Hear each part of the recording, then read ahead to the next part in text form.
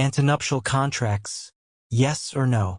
When it comes to antenuptial contracts in South Africa, I am of the firm view that this document may be the most important document that you will sign in your life, besides your last will and testament.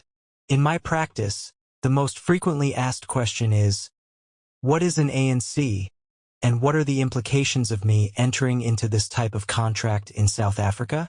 Due to the frequency of this question being asked, I have taken the opportunity to address this issue by writing this short article, which will deal with the basics of an ANC. In essence, this document is a contract which is entered into between the future spouses, and it fundamentally regulates the following aspects. It allows the spouses to exclude any and all assets that they have ownership over before they enter a marriage. Determine a commencement value, i.e. what your estate is worth at the inception of the marriage. How the parties' estate is to be divided and calculated upon divorce. How they will need to transact with third parties upon divorce.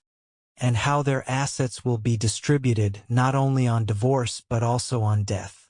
From the above, it is evident that an ANC is a crucial document that, under South African law, determines whether your marriage will exist in one of the following marriage regimes. 1. In community of property, this is when the parties do not enter into an ANC prior to their marriage and, as a consequence of this, all their assets and liabilities are equally shared and jointly owned by both parties.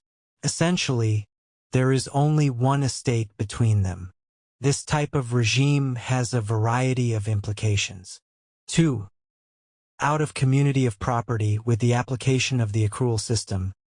This is where each spouse declares his/her estate's nominal value at the commencement of the marriage. They will retain their assets and liabilities until death or divorce, whereupon the accrual of each of their assets and liabilities will be calculated and divided. 3. Out of community of property with no accrual system. This principally means what is yours, what is mine before and after the marriage. Although the financially weaker spouse will not be able to claim any assets from the estate of the other, there will always be a potential spousal maintenance claim, which is usually based on the circumstances of the financially weaker spouse. In terms of ANCs, these contracts can be somewhat complex. It is therefore essential that the attorney or notary who is drafting the contract for you and your spouse explain all the implications of each regime, as well as how these will be regulated. An ANC is a contract, and ultimately each party needs to be aware of the implications and what it means to sign these type of contracts. At the end of the day, there needs to be a meeting of the minds for it to be deemed a valid contract between both parties.